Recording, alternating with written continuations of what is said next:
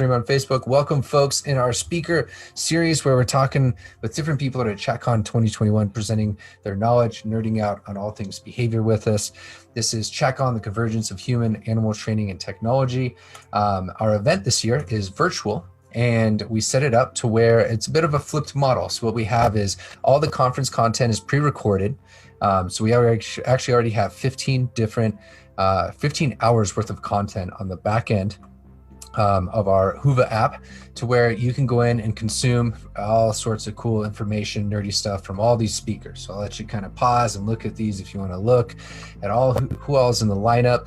We have people from all over the, I would say like the range of different behavioral science topics, from TAGteach, training guide dogs, looking at the world of behavior analysis, behavior science. We've got a few MDs, surgeon, neuroscientist, neuroengineer, all sorts of crazy cool people that are involved, and we bring all of that together. Now, on the last thing I'll share real quick is on June 25th and 26th, our actual conference dates. This is all reserved for Q&A and discussion with people.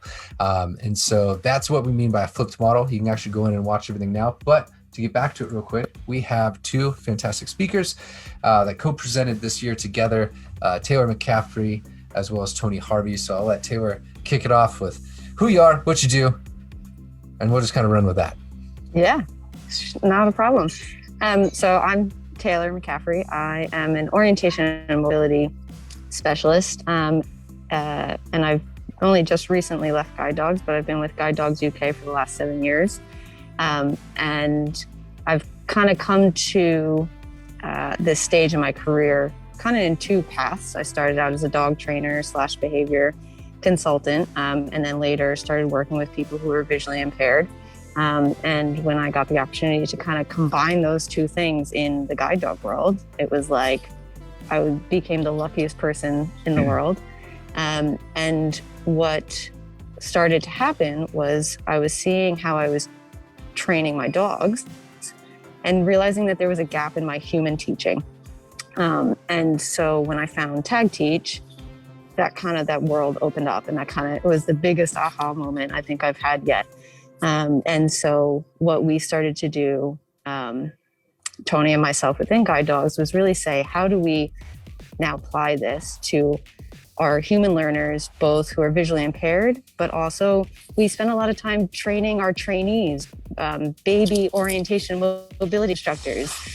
So how do we help them as well as our visually impaired learners? And that's kind of what we came to TAGteach to share with everybody, was how we kind of took that big journey from our dog training days into our teaching of our learners who are visually impaired, and kind of that transition and those aha moments that we've just kind of had mind-blowing moments. And Tony can kind of introduce himself and how he got here as well.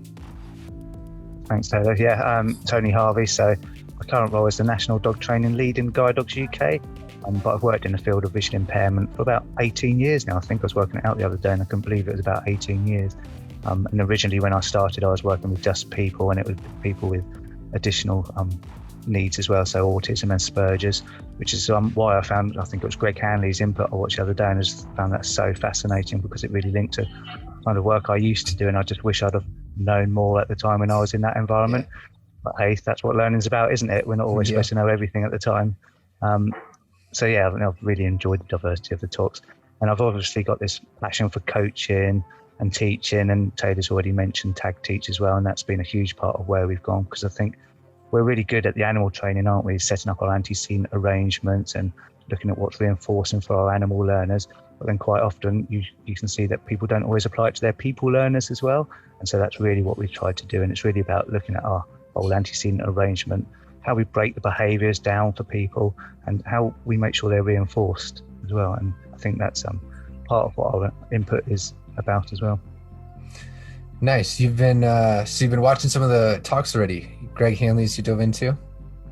Yeah, dove into that one.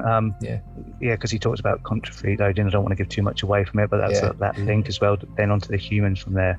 And the work they're doing is just really fascinating. Yeah, it's pretty crazy stuff. Like it's fun to sit back after recording with y'all and seeing and editing these sort of things together, seeing some of the parallels. There's a few different times where we're like, Joan and I both have been like, wow, we need to get this person to watch this person's talk because they're talking about the same exact stuff, right? Yeah, I'm really excited to also see folks like Greg Hanley and have them view your talk and others kind of in, what's the other one that I've been thinking of? Peggy Hogan's as well, because there's some aspects of how they're arranging, all you are arranging antecedent conditions to be able to allow a lot more communication and like a lot better shaping, I think, is like the common theme that I've seen. I saw Peggy do her talk the other day with her horse. I think she had a horse there, didn't she? Yeah. So I thought about doing this call from the goat field with the goats there, but I thought they were going to be the laptop, so I avoided that one. So, yeah, that was a pleasant surprise. She was like, I hopped into the Zoom meeting. She's like, will this work? And I was like, yeah. Like, what did I click into? Awesome. This is awesome.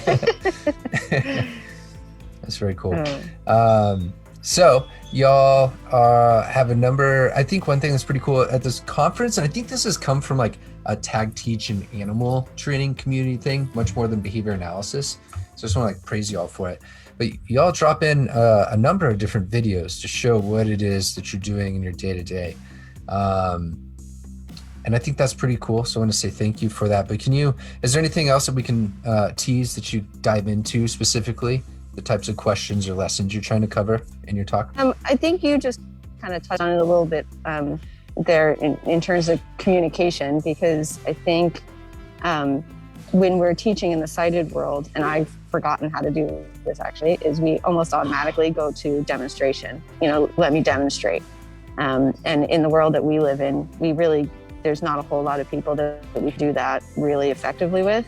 And so one of the things that we kind of dive into in our talk is how do you still effectively, efficiently, and in a fun way communicate with your learners when you can't do physical prompting or demonstration, and you really are fully reliant on the sounds coming out of your mouth.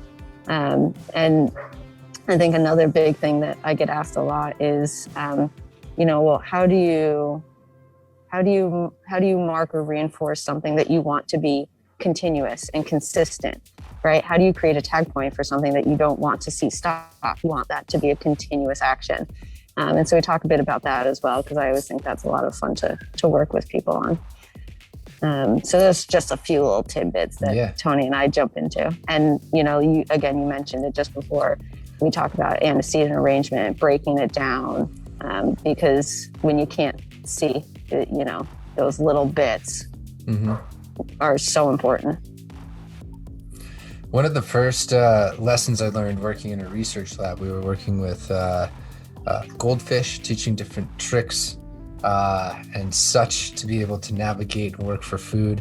And one of the first things I learned quite quickly, and these were intended to be as much us learning how to shape, interact, and like work under certain circumstances as it was to learn some basic stuff when it came to schedules of reinforcement and such.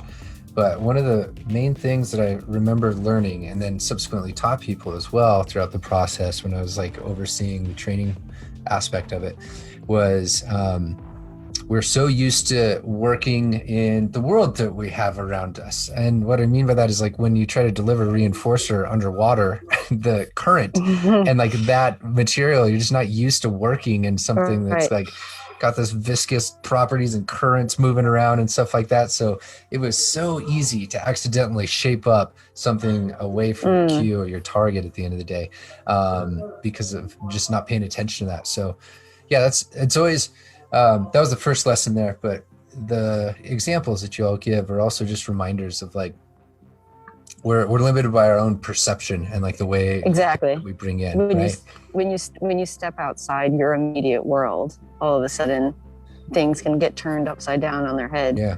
And at one conference, a few of us got together and people who have never gone under blindfold before, a few people went under blindfold and we taught basic things that people learn when they've just lost their vision.